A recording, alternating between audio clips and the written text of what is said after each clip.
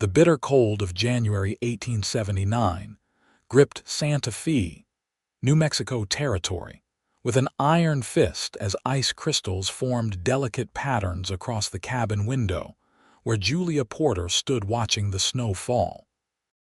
Her hands were red and raw from feeding the potbelly stove all morning, the only defense against the merciless winter that had descended 3 days ago. "Dang it all," she muttered, peering through the frosted glass toward the water pump that stood like a frozen sentinel in the yard. The third morning it had refused to yield a single drop. Julia tucked a strand of chestnut hair behind her ear and added another log to the stove, her eyes watering from the smoke that briefly escaped. The crunch of boots on snow made her turn, hope rising in her chest. Through the swirling white, she could make out the broad-shouldered silhouette of a man leading a horse toward her cabin. "Madam," a deep voice called out as knuckles rapped against the wooden door. "Anybody home?" Julia hesitated, her father's old shotgun propped against the wall only feet away. Living alone on the outskirts of Santa Fe since her father's passing 4 months ago had taught her caution. But the brutal winter had also taught her that sometimes survival meant accepting help. "Who's there?" she called, one hand reaching for the gun. "Name's Nathan Miller, madam. My horse came up lame about a mile back. I spotted your chimney smoke. I don't mean to impose, but this storm's getting worse." Julia peered through a crack in the curtains. The man stood tall despite the hunched posture the cold forced upon him. His dark beard was frosted with ice, and he held the reins of a limping palomino. The horse's discomfort seemed genuine enough. With a deep breath, Julia opened the door, shotgun now firmly in hand. "You can shelter here until the storm passes, Mr. Miller. But you'll stay in the barn with your horse." Nathan Miller tipped his snow-covered hat, revealing eyes as blue as a summer sky. "Much obliged, madam, though I must point out your pump appears to be frozen solid. Might be I can help with that in exchange for the shelter." "The pump's been that way for days," Julia admitted. "I've been melting snow, but it's hardly enough." Nathan nodded toward 2 empty buckets by her door. "If you can spare some hot water from that stove, I know a trick or two about frozen pumps. Then I'll haul you enough water to last a few days." Julia studied him. He had the weathered look of a man who'd spent most of his life outdoors, but his eyes held no malice, just weariness and something else she couldn't quite name. "The barn first," she insisted. "Get your horse settled, then we'll see about that pump." Nathan smiled, revealing straight white teeth beneath his frost-covered beard. "Yes, madam, I appreciate the Christian charity." As he led his horse toward the small barn, Julia whispered a prayer, one of many she'd offered up since her father's passing had left her alone on this homestead. Prayers for protection, for guidance, and lately, for someone to break the crushing solitude that winter had intensified. Little did she know that the frozen pump and her desperate prayers were about to change everything. Nathan settled his horse, Dusty, in the small but well-kept barn, removing the saddle and checking the swollen foreleg with gentle fingers.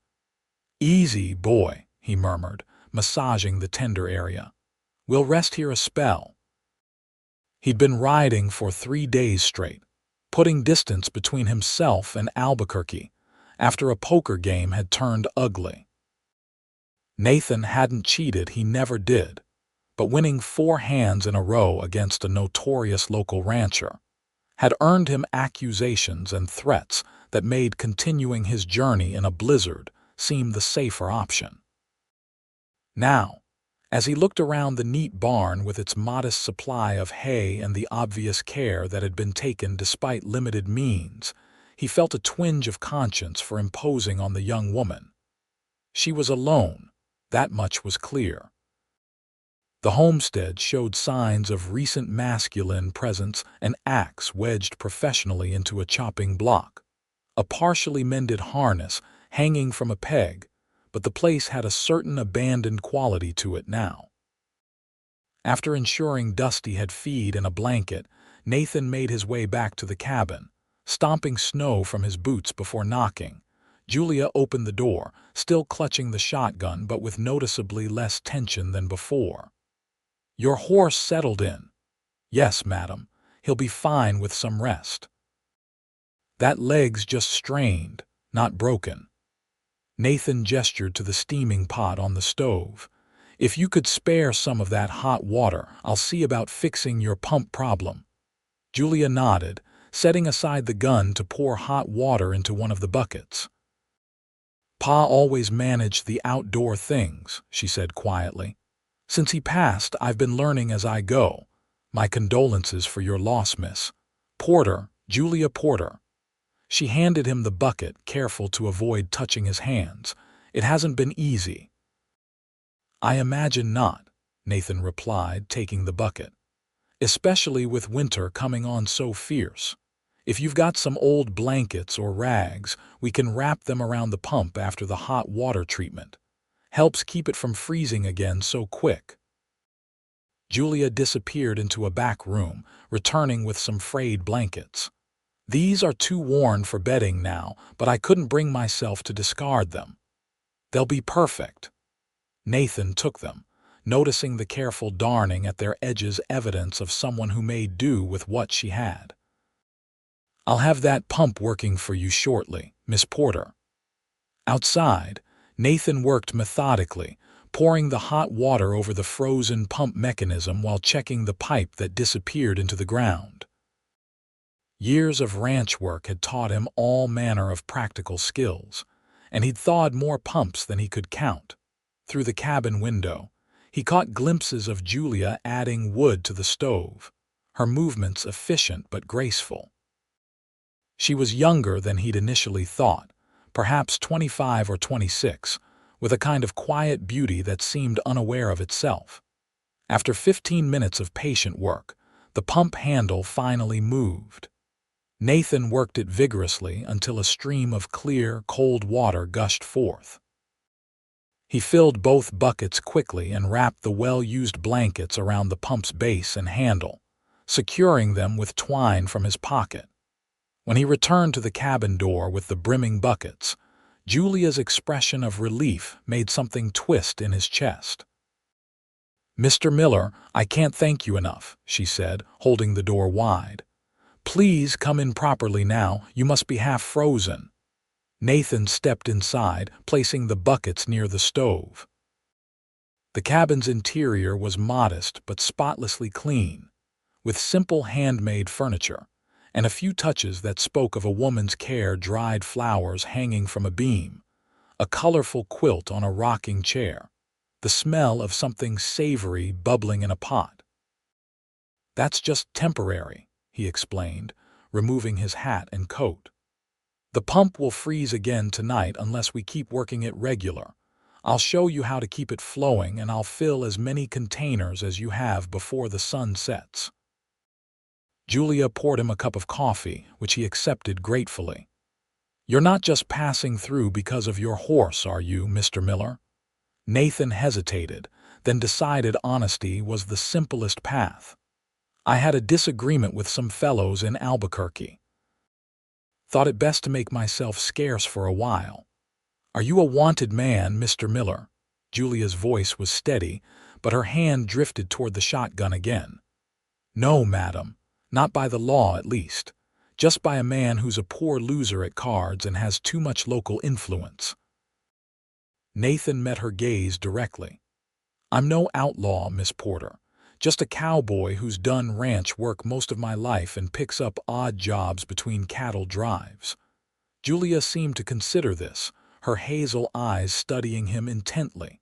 Finally, she nodded. "Pa always said to judge a man by his actions more than his words. You fixed my pump when you could have just passed on by. Any decent man would have done the same." "Would they?" Julia smiled faintly. "You'd be surprised what passes for decency these days, Mr. Miller." She stirred the pot on the stove. "I've got bean stew that needs eating. You're welcome to share it after you've hauled the water you promised. For the next 2 hours, Nathan worked steadily, filling every container Julia could provide: buckets, pots, the copper bathtub, even several glass jars. Each time the pump threatened to freeze, he applied more hot water, explaining the process to Julia when she came to watch. "You keep working it regular, and it'll stay flowing," he told her, demonstrating the proper technique. "And these blankets will help protect it overnight if you can spare them." "I can," Julia said, hugging herself against the cold. "I'm much obliged, Mr. Miller, truly." As the early winter darkness fell, they retreated to the warmth of the cabin. Julia ladled the rich bean stew into bowls while Nathan sliced the fresh bread she'd baked that morning. They ate at the small wooden table, the stove crackling cheerfully beside them. "This is mighty fine cooking, Miss Porter," Nathan said after his first few bites. "Best meal I've had in months." A flush of pleasure colored Julia's cheeks. "It's nothing special, just what I had on hand." A hot meal cooked by someone who cares about their work is always special. Nathan broke off another piece of bread. "Been on the trail so long, I'd forgotten what that tastes like." "Where are you headed?" Julia asked, pouring more coffee for them both. "North, eventually. Got word of ranch work in Colorado Territory. Thought I'd winter there, save up some money." Nathan glanced at the window, where snow continued to fall heavily. Though at this rate, Winter might have other plans. They talked easily through the meal, the initial wariness between them gradually giving way to a comfortable rhythm. Julia spoke of her father, Thomas Porter, a blacksmith who'd moved them west from Missouri 5 years earlier after her mother's death. Nathan shared stories of cattle drives and the various ranches where he'd worked since leaving his family's small farm in Texas at 17. Neither mentioned the undeniable fact that night was falling and the storm showed no signs of abating. Finally, as Julia cleared the dishes, she said, "The barn isn't fit for a person in this weather, Mr. Miller. There's a pallet I can make up here by the stove." "You're welcome to it for the night." Nathan looked up, surprised by the offer. "That's mighty generous, Miss Porter, but I wouldn't want to compromise your reputation." A sad smile touched Julia's lips. "Mr. Miller, I live 3 miles from town. My nearest neighbor is a mile away. My reputation is hardly hanging in the balance over offering shelter to a stranded traveler. Even so, I can handle a shotgun, as you've seen. And frankly, if you'd had ill intentions, you'd have acted on them already." Julia met his gaze steadily. "I'm offering Christian charity, same as you showed fixing my pump. Nothing more." Nathan nodded slowly. "Then I accept with gratitude, Miss Porter." That night, as Nathan lay on the pallet near the stove, he listened to Julia's soft breathing from behind the curtain that separated her sleeping area from the main room. The storm howled outside, but inside was warmth and an unexpected peace he hadn't felt in years of wandering. He found himself wondering what it might be like to have a place like this, simple but honest, built with care and maintained with pride. To have someone waiting at day's end. These were dangerous thoughts for a man who'd spent his adult life avoiding roots of any kind. Nathan closed his eyes, pushing away such notions. Come morning, if the storm had passed, he'd be on his way again. That was how it always went, how it had to be. But as sleep claimed him, one final thought drifted through his mind. Julia Porter's smile when that first bucket of fresh water had appeared looked like sunrise after the longest night. The blizzard didn't relent the following day, or the next. For 5 days, the snow fell with varying intensity, sometimes easing enough to see the distant mountains, other times so thick that the barn was barely visible from the cabin window. During those days, a routine emerged. Nathan rose before dawn to tend to Dusty and check the pump. applying his thawing technique when necessary and hauling fresh water for the day. Julia prepared meals and tended to indoor chores, teaching Nathan to help with tasks her father had once handled, fixing a loose floorboard, patching a leak in the roof corner, repairing a broken chair leg. In the evenings, they sat by the stove's warmth, talking well into the night. Nathan learned that Julia had been a schoolteacher back in Missouri and still kept a small collection of books that she treasured. Julia discovered that, beneath Nathan's weathered exterior, was a man who could recite poetry he'd memorized from books borrowed at various ranch bunkhouses and who played a harmonica with surprising tenderness. "How come a man like you never settled anywhere?" Julia asked on the fourth night, mending a shirt while Nathan whittled a small wooden horse for amusement. Nathan's knife paused mid-stroke. "Guess I never found a reason compelling enough to stop moving," he said after a moment. "My folks lost their farm in a drought when I was 16. Pa died that same year. Ma went to live with my sister in San Antonio. I struck out on my own, found I had a knack with horses and cattle." He resumed his careful carving. One job led to another, and soon 10 years had passed. No sweetheart waiting somewhere? Julia asked, her eyes on her needlework. Nathan smiled faintly. "There was a girl in El Paso once, daughter of a rancher I worked for, but her father had bigger ambitions for her than a saddle tramp with empty pockets." "That seems short-sighted of him," Julia observed. "Character ought to matter more than coins." "That's a rare view, Miss Porter." "Julia," she corrected him gently. "After 5 days of sharing quarters, I think we can dispense with some formalities." "Julia," he repeated, liking the way it felt. "Then I'm Nathan to you." She nodded, a small smile playing at her lips as she continued her mending. "And what about now, Nathan? Still just drifting?" He considered the question seriously. "I've been putting away savings these past 2 years. Thought maybe I'd try for a small spread of my own someday." "Nothing fancy, just enough land for some cattle and horses." He shrugged. "Probably just a cowboy's daydream." "I don't think so," Julia said quietly. "Dreams are what brought everyone out here, aren't they? My father dreamed of open skies and opportunity after my mother passed. Said Missouri held too many ghosts."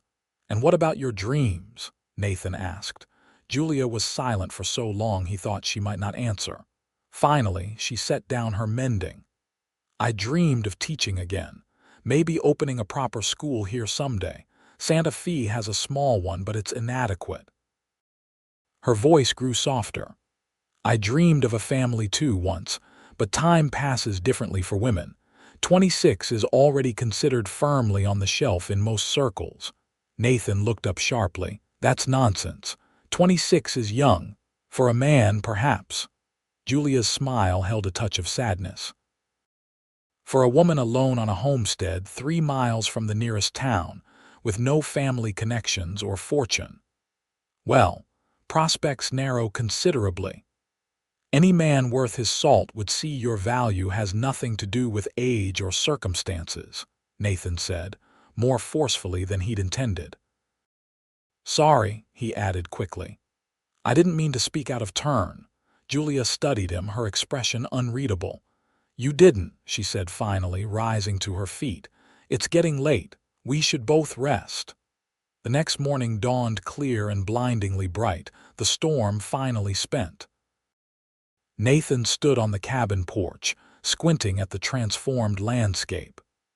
Everything was buried under at least 3 feet of pristine snow, with drifts twice that height against the barn and north side of the cabin. Julia joined him, wrapping a shawl tightly around her shoulders. "It's beautiful," she breathed, her exhale forming a cloud in the frigid air. "Beautiful but treacherous," Nathan replied. "The trail to town will be impassable for days yet." "Are you in such a hurry to leave, then?" Julia asked, not looking at him. Nathan turned to her, struck again by how the morning light brought out the gold flecks in her hazel eyes. "I didn't say that," he said carefully. "Only that traveling would be difficult." "Well, there's plenty of wood chopped, food in the pantry, and water flowing from the pump now that you've shown me how to keep it thawed." Julia met his gaze. "You're welcome to stay until conditions improve. Dusty's leg could use more rest anyway." Nathan nodded slowly. "If you're sure it's no imposition." "It isn't." Julia hesitated, then added softly, "In fact, these past days have been less lonely than I've been in a long while." Before Nathan could respond, a distant sound caught their attention: sleigh bells approaching along the main road that passed a quarter-mile from the homestead.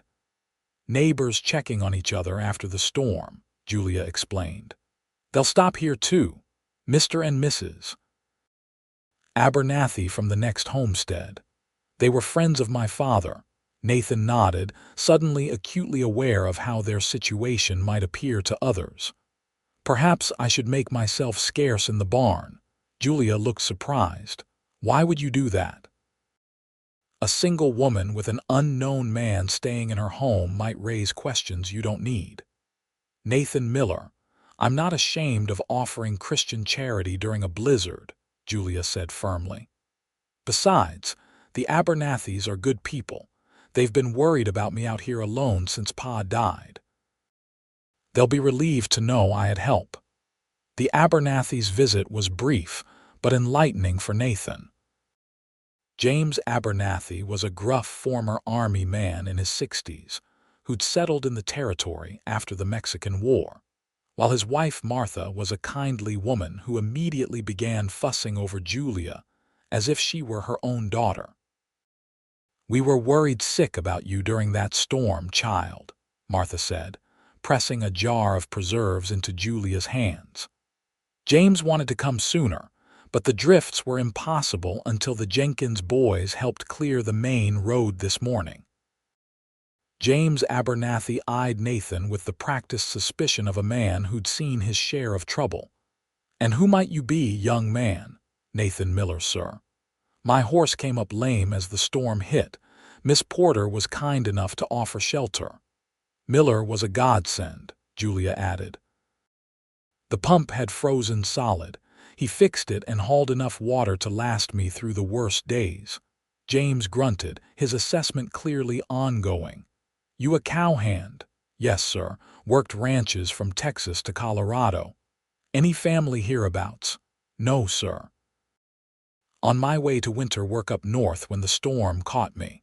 Martha intervened. "James, stop interrogating the poor man. Anyone who helped our Julia during that terrible blizzard is welcome as far as I'm concerned." She turned to Nathan with a warm smile.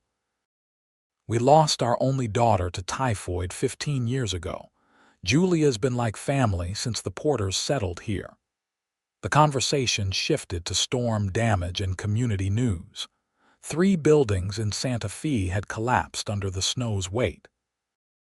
The stagecoach wasn't expected to run for at least another week. Mail delivery was suspended indefinitely. As they prepared to leave, James pulled Nathan aside. "Julia's a fine woman, educated, decent. Her father was my friend." "Yes, sir, I can see that. She's alone in the world now." James fixed Nathan with a penetrating stare. "I don't know your intentions, but if you're just passing through, best be clear about that. That girl's had enough disappointment." "I respect Miss Porter greatly, Mr. Abernathy. I wouldn't do anything to bring her harm or distress." James seemed to accept this, giving a curt nod before joining his wife on their sleigh. As they watched the Abernathys depart, Julia sighed. "I apologize if James was overly protective." "No need. He cares about you, that's a good thing." Nathan hesitated. "He's right to be cautious about a stranger." "You're hardly a stranger anymore," Julia pointed out. 5 days of being snowbound together tends to speed acquaintance." Nathan smiled at that. "True enough." "The Abernathys invited us to Sunday dinner," Julia said as they walked back to the cabin. Martha insists on it, now that the roads are clearing. Us? Nathan raised an eyebrow. Yes, us, unless you're planning to vanish before then. There was a question in her voice that she tried to disguise as casual conversation. Nathan looked out over the snow-covered landscape, considering. Dusty's leg was improving but not fully healed. The trails north would be difficult for at least another week, and something else kept him rooted here, something he wasn't quite ready to name. "I'm not vanishing," he said finally. "Not yet, anyway." The days that followed brought a gradual thaw, though nights remained bitterly cold. Nathan established a pattern of rising early to check the pump and care for Dusty, then tackling the growing list of repairs around the homestead that Julia had been unable to manage alone. He fixed the sagging corner of the barn roof, replaced rotted boards on the porch steps, and spent 2 days repairing the broken-down wagon that had sat unused since Thomas Porter's death. Julia worked alongside him when possible, holding tools or steadying wood as he sawed, their conversation flowing easily between them. In the evenings, they would raid together by the stove's light. Julia had been teaching Nathan about Shakespeare, her enthusiasm for the material infectious as she read passages aloud with dramatic flair. "I never had much schooling," Nathan admitted one night as she closed a well-worn copy of Romeo and Juliet. "But I always loved stories. Used to trade dime novels with other cowhands on long drives." "Education isn't just about schoolhouses," Julia replied. "You know more about horses, weather patterns, and practical repairs than I'll ever learn from books. Different kinds of knowledge, I suppose. Equally valuable." Julia hesitated. "I've been thinking about the school again. Santa Fe is growing. Children need proper education." "You'd be an excellent teacher," Nathan said sincerely. "I've watched you explain things. You have a gift for making complicated ideas clear." Julia looked pleased. "Actually, I spoke with Reverend Thompson last time I was in town. The church has been considering establishing a proper school. They need someone qualified. You should pursue it," Nathan encouraged her, though the thought stirred an unexpected sadness. A teaching position would mean Julia moving into town eventually, the homestead sitting empty, him moving on as he always did. "Perhaps I will." Julia studied him for a moment. "You've gone quiet, Nathan. What are you thinking?" "Just that. Changes come whether we're ready or not." On Sunday, they attended church services in Santa Fe before joining the Abernathys for dinner. Nathan had polished his boots, trimmed his beard, and worn his best shirt saved for town visits. Julia wore a deep blue dress that brought out flecks of gold in her eyes, her hair arranged more carefully than usual. "You look beautiful," Nathan said simply as he helped her into the repaired wagon. A blush colored her cheeks. "Thank you. It's been a while since I had occasion to wear anything but work clothes." The small church was packed with families glad to socialize after being snowbound. Nathan noticed the curious glances directed their way as they took a seat together, and the whispered conversations that followed. Julia held her head high, greeting acquaintances warmly while introducing Nathan as Mr. Miller, who's been helping with repairs at the homestead. After services, several men approached Nathan with questions about conditions on the outlying trails, while Julia found herself surrounded by women whose interest seemed divided between genuine concern for her welfare and curiosity about her companion. "Folks are talking," Nathan murmured as they departed for the Abernathys. "Small towns always talk. It's their primary entertainment," Julia replied with a small smile. "Does it bother you?" "Only if it causes trouble for you. Nathan Miller, I'm a grown woman who makes her own decisions. Besides," she added more softly, "they've been waiting for me to leave that homestead since Pa died. Having you there actually reassures them." Dinner with the Abernathys was a pleasant affair. Martha had prepared a feast of roast chicken, potatoes, fresh bread, and an apple pie that she proudly announced was made from their own preserved orchard harvest. James, while still watchful, had warmed considerably to Nathan after learning he'd repaired Julia's wagon and pump. "Good to see that place getting proper attention again," he commented. "Thomas would be pleased." "It's a fine homestead," Nathan said. "Just needed some looking after." "And what are your plans now, Mr. Miller?" Martha asked, passing him a second helping of potatoes. Now that the trails are clearing, Nathan felt Julia tense slightly beside him. "I still have some repairs to finish," he said carefully. "The barn door needs rehanging, and there's a section of fence that won't last another storm." "And after that?" James pressed. Nathan met Julia's gaze briefly before answering. "I haven't decided yet, sir." Later, as they drove back to the homestead in the fading winter light, a comfortable silence settled between them. The evening sky was painted in spectacular shades of purple and pink, the snow reflecting the colors like a vast mirror. "It's nights like this that made Pa fall in love with this country," Julia said softly. "He always said there wasn't a canvas in the world that could capture it properly." He was right about that. Nathan glanced at her profile outlined against the colorful sky. "Julia, I've been thinking. Yes, that job in Colorado, it's not certain, just something I heard about." He adjusted the reins in his hands. "There's a small ranch for sale about 15 miles south of here. Nothing grand, 100 acres, small cabin, good water supply. Owner's moving back east for his wife's health." Julia turned to look at him fully. "Are you considering buying it? I've got savings." "Not enough for the whole asking price, but enough for a down payment if the owner will take terms."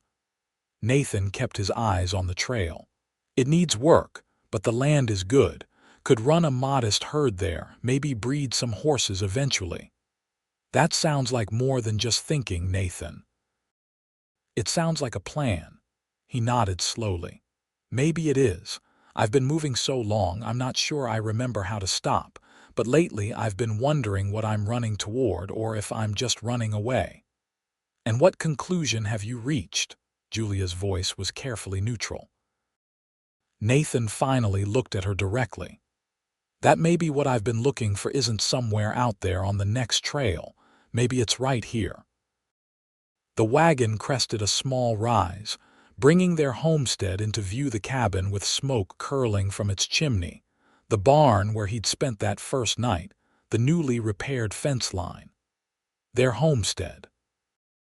Because somehow, without either of them saying it aloud, it had become theirs in the weeks since the blizzard.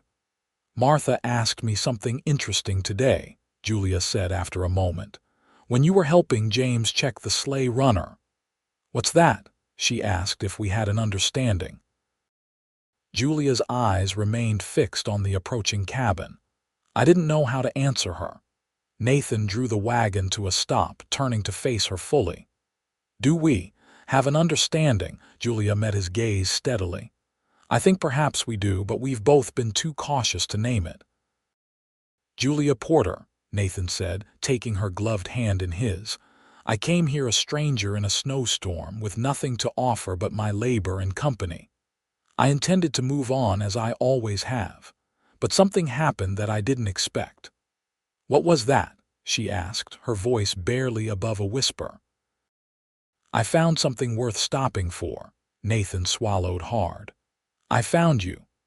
The kiss that followed was gentle, tentative at first, then deepening with a certainty that surprised them both. When they finally broke apart, Julia's eyes were shining in the fading light. "I think," she said softly, "that's a very good understanding indeed." The following weeks passed in a blur of activity and deepening connection. Nathan made an offer on the small ranch and was surprised when the owner accepted terms even more favorable than he'd hoped. Julia began tutoring several children from neighboring homesteads 3 days a week, the first step toward her dream of establishing a proper school. Together, they made plans. The Porter homestead would remain their primary residence, with the newly acquired ranch land used for cattle and horses. They would expand the cabin in the spring, adding a proper bedroom and enlarging the kitchen that Julia had always found too cramped. On a crisp March morning, with the first hints of spring beginning to emerge from beneath the melting snow, Nathan took Julia to see their new property. They rode together, Julia on her father's old mare and Nathan on the now fully recovered Dusty. The small ranch was nestled in a protected valley, with a year-round creek cutting through its center. The cabin was basic but sound, needing mainly cosmetic repairs and some attention to the roof. "We could use this place as a line cabin during calving season," Nathan explained as they walked the property boundaries. "Or rent it to a reliable hand once we build up the herd." Julia nodded, picturing it all as he described his vision. A modest cattle operation at first, perhaps 20 head to start, a few good breeding horses, eventually a reputation for quality stock that would provide security and a future. "What do you think?" he asked finally, watching her expression carefully. "Is it too ambitious?" "Too much change too quickly," Julia turned to him, smiling. "I think it's perfect, Nathan. A dream worth building." That evening, as they sat on the porch watching the sunset, Nathan reached into his pocket and withdrew a small wooden box. "I rode into Santa Fe yesterday while you were tutoring the Thompson children," he explained, suddenly looking uncharacteristically nervous. "I noticed you were gone longer than usual," Julia said, eyeing the box with a quickening pulse. "I had an errand." Nathan opened the box to reveal a simple gold band set with a small pearl. "It's not fancy. The selection at Hamilton's store is limited, but I can get something else if you prefer, or—" "Nathan," Julia interrupted gently. "Are you asking me something?" He took a deep breath. "Julia Porter, I know it hasn't been very long in the usual way of things, but when you've spent your life wandering, you learn to recognize home when you find it." He took her hand. "You're my home, Julia. Will you marry me?" Tears welled in Julia's eyes as she nodded. "Yes," she whispered. "Yes, I will." The ring fit perfectly as he slid it onto her finger, and the kiss they shared was a promise of partnership, of dreams shared, of a future neither had dared hope for just months ago when ice froze the pump and prayers seemed to go unanswered. They were married on the first day of April 1879, in the small church in Santa Fe where they'd attended services together. The Abernathys stood as witnesses, Martha dabbing at her eyes throughout the ceremony while James maintained his gruff exterior, despite the suspicious moisture in his own gaze. Reverend Thompson spoke of God's providence in bringing two souls together through seemingly random circumstances: a lamed horse, a frozen pump, a blizzard that prevented travel. "The Lord works in mysterious ways," he reminded the small gathering of friends and neighbors. "Sometimes through ice and snow, sometimes through the simple act of hauling water when it's needed most." After the ceremony, they returned to the homestead, their homestead now, where neighbors had prepared a wedding feast. Tables were set up in the yard, which was finally clear of snow and showing the first tentative green shoots of spring grass. As the celebration continued around them, Nathan pulled Julia aside, leading her to the spot where they'd first met the once frozen pump that now flowed freely in the spring sunshine. "I have something for you," he said, reaching into his pocket. "Not as fine as a wedding ring, but I wanted you to have it." He opened his palm to reveal the small wooden horse he'd carved during those first nights by the stove. Now polished to a warm glow and attached to a delicate chain, it was transformed into a necklace of surprising beauty.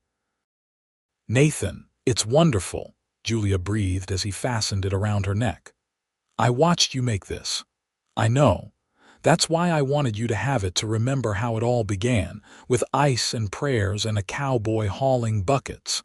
Julia touched the wooden horse gently, while a woman fed the stove and hoped for a miracle. "Did you get your miracle, Mrs. Miller?" Nathan asked, his arms encircling her waist. Julia reached up to touch his face, her wedding ring catching the afternoon sun. "I believe I did, Mr. Miller. I believe I did." As spring blossomed into summer, and summer gave way to autumn, the homestead transformed under their combined efforts. Nathan's small herd of cattle thrived on the adjacent ranch land, while Julia's tutoring sessions had grown into a formal arrangement with the church, with plans for a proper schoolhouse to be built by the following spring. Their cabin expanded too, with a new bedroom added and the kitchen enlarged as planned. Julia planted a vegetable garden that yielded abundantly, and Nathan built proper fencing around it to keep the deer at bay. The pump that had brought them together was reinforced and sheltered with a small roof structure to prevent future freezing. By their first Christmas as husband and wife, when snow once again blanketed the land, they sat together by the stove that Julia still faithfully tended, but now with assistance and companionship. "You ever miss it?" Julia asked as they watched the flames dance behind the iron grate. "The open trail, the freedom to go wherever the wind takes you." Nathan considered the question seriously. "Sometimes I miss the stars overhead when you're sleeping rough on the prairie," he admitted. "The way they seem close enough to touch." He reached for her hand, entwining their fingers. "But I was always searching for something I couldn't name. Now I know what it was." "And what was that?" Julia asked, though she already knew the answer. "This," Nathan said simply, gesturing to their home, to the life they'd built together. "A place that's mine, ours, work that matters. Someone to share it with." He brushed a strand of hair from her face. "The trail was never empty because I was alone. It was empty because you weren't there." Julia leaned against his shoulder, a smile curving her lips. "Well, Mr. Miller, it seems your wandering days are over." "Gladly so, Mrs. Miller." Nathan kissed the top of her head. "Gladly so."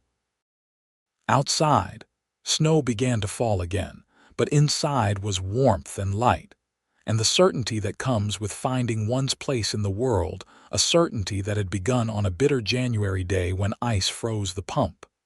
A cowboy hauled buckets, and a woman's prayers were answered in ways she could never have imagined. In the spring of 1880, as new life emerged across the land, Julia discovered she was expecting their first child. The news filled their home with a different kind of anticipation, the joyful preparation for a new addition to their family. Nathan threw himself into building a cradle, carefully selecting the wood and working on it during evening hours while Julia sewed tiny garments and prepared the small room adjacent to theirs that would become the nursery. "Boy or girl, what do you think?" Julia asked one evening as they sat on the porch, watching the sunset paint the western sky in brilliant oranges and pinks. Nathan's hand rested gently on her still flat stomach. "Doesn't much matter to me, as long as they're healthy and have your kind heart." "And your steady hands," Julia added with a smile, "and practical mind." "Poor child with such expectations already," Nathan laughed.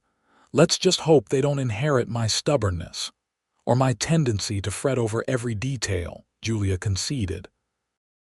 As summer progressed and Julia's condition became more pronounced, Nathan found himself increasingly protective.